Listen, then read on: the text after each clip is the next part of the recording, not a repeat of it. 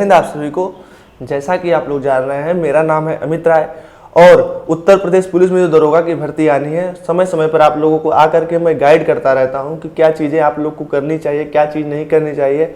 और दरोगा भर्ती के बारे में मुझे ज़्यादा अनुभव है क्योंकि मैं खुद उस चीज़ को तैयारी कर चुका हूँ। आप लोगों से तो ज़्यादा ही अनुभव होगा कि मैंने इस चीज़ को जिया है, तो मैं आप लोग को यह भी बताता रहता हूँ कि क्या चीज़ सही है, क्या चीज़ नहीं सही है।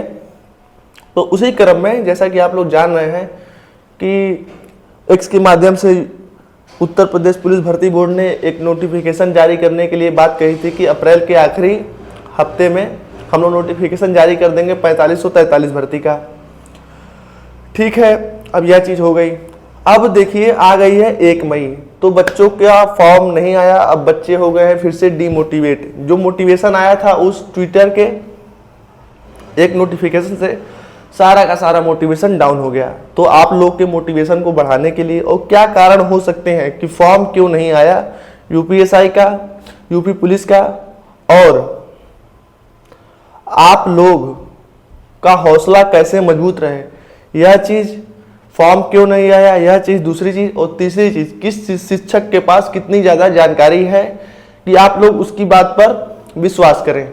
ठीक है भैया, या 3 मुद्दों पर बात करेंगे। पहला आप लोग को हौसला देना है, दूसरा फॉर्म क्यों नहीं आया यह बात बतानी है, और तीसरी चीज़ यह बतानी है कि किस शिक्षक के पास कितनी ज़्यादा जानकारी है कि उसकी बात पर हम लोग विश्वास करें। सबसे पहले आप लोग का हौसला बढ़ाने के लिए कि मन में तो सबके द्वंद्व है, मन में सबके द्वंद्व है, संशय है कि मेरा होगा कि नहीं होगा। सबसे बड़ा संशय तो यही है कि मेरा होगा कि नहीं होगा। जिसको बहुत ज़्यादा आ रहा है उसको भी वही डर है, और जिसको बहुत ज़्यादा कम आ रहा है उसको भी वही डर है। जीतेगा कौन? जिसका हौसला मजबूत रहेगा कि मेरा ही होगा। तो आप लोग को द्वंद्व के बारे में नहीं सोचना है।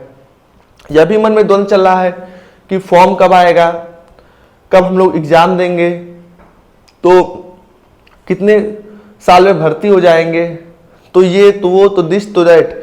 यह सब चीज़ें आपके हाथ में नहीं है। भर्ती को मंगाना आपके हाथ में नहीं है। आपके हाथ में जो चीज़ है वो चीज़ आप करिए कि अपने मन को शांत रखिए और मोटिवेशन के साथ एक टारगेट सेट करिए कि हमको यह चीज़ इतने समय में ख़त्म करनी है। जैसा कि मैंने पुरानी वीडियो में भी आप लोग के लिए बताई है स्ट्रेटजी, कि एग्ज़ाम की क्या स्ट्रेटजी आप लोग के लिए होनी चाहिए। उस स्ट्रेटजी के हिसाब से आप लोग तैयारी करेंगे तो आप लोग आराम से पेपर को बीट कर लेंगे। अगर आप लोग सोचिए कि आप लोग का एग्ज़ाम 1 हफ्ता बाद हो, मतलब कि आज 1 मई है और 8 मई को आपको यूपीएसआई का एग्ज़ाम हो, तो आप क्या क्या पढ़ेंगे। आपका एग्ज़ाम अगर 1 हफ्ते बाद होता है तो आप लोग क्या क्या पढ़ेंगे। वही चीज़ मानकर आप लोग तैयारी करिए कि हमारा एग्ज़ाम 1 मंथ बाद है, 1 मंथ बाद है, और 1 मंथ का टारगेट सेट करिए कि हमको यह चीज़ें ख़त्म कर देनी है। और ख़त्म कैसे करेंगे? प्रीवियस ईयर का क्वेश्चन देखते जाइए, उसके सेट लगाते जाइए, और प्रीवियस ईयर में जो जो क्वेश्चन पूछे गए हैं उस क्वेश्चन में जो जीके जीएस में ऑप्शन दिए गए हैं वाद वाले क्वेश्चन में, उन ऑप्शन को भी पढ़ते रहिए कि ये ऑप्शन कहाँ से उठाया गया है। उन ऑप्शन के टॉपिक को भी पढ़ेंगे ना तो आप लोग का देखिएगा ज़्यादा क्लियर हो जाएंगी चीज़ें।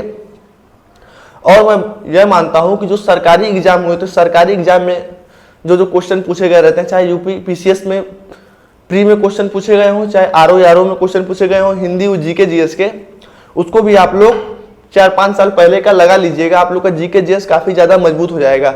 और देखिएगा हो ना हो क्वेश्चन वहाँ से भी उठाए जाएंगे, हिंदी के हो चाहे जीके जीएस के क्वेश्चन हो, तो उसको भी आप लोग भूलिएगा मत।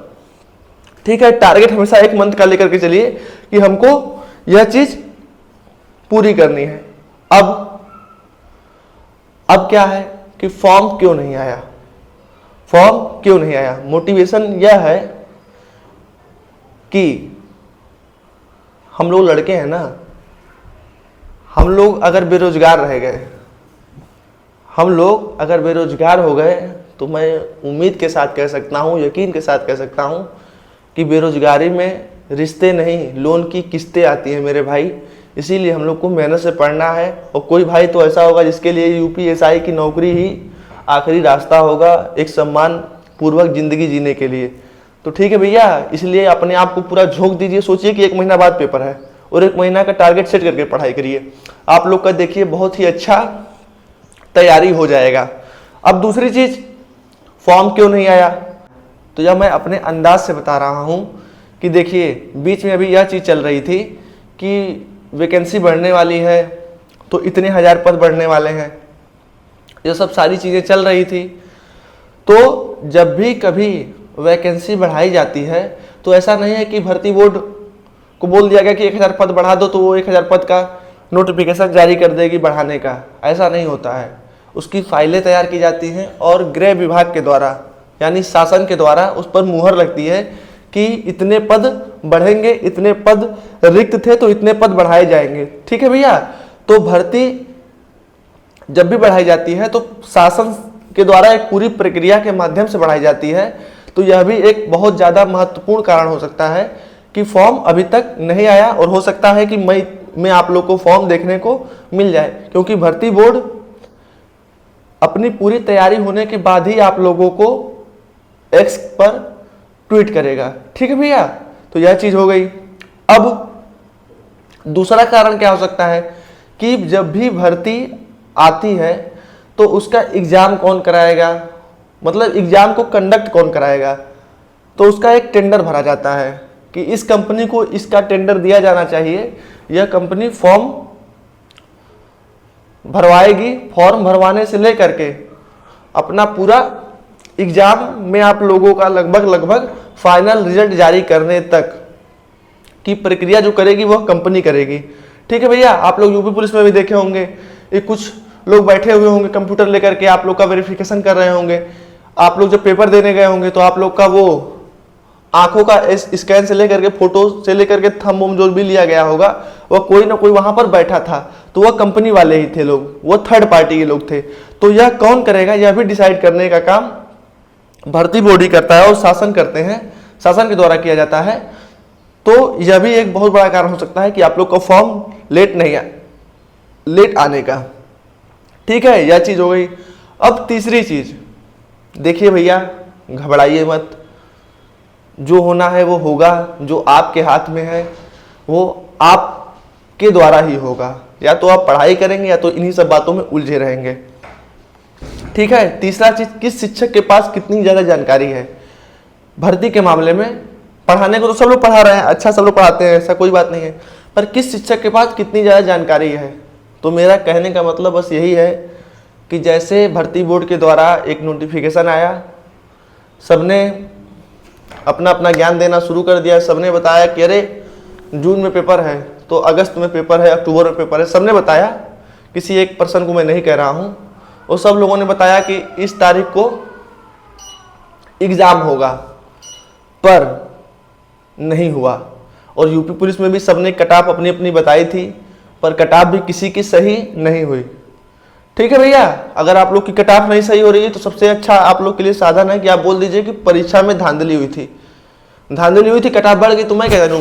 अगर धांधली नहीं होती तो 200 बताया था, 200 ही जाती, एक नंबर आधा ज़्यादा नहीं जाता। ठीक है भैया। तो यह चीज़ हो गई। तो मेरे कहने का मतलब यह था कि जितना आप लोगों को नॉलेज है एज ए स्टूडेंट, उतना शिक्षक को भी नॉलेज है भर्ती के बारे में कि फॉर्म कब से पड़ेगा, एग्जाम कब तक होगा। सब लोग अपना अपना अंदाजा लगा रहे हैं।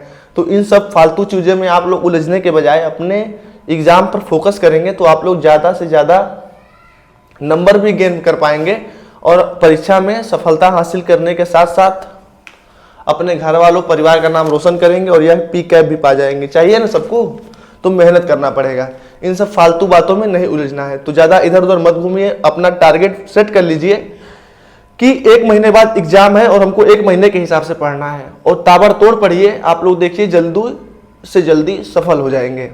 ठीक है भैया, यही आप लोग को बताना था। आप लोग को मेरा वीडियो कैसा लगा आप लोग जरूर बताइएगा।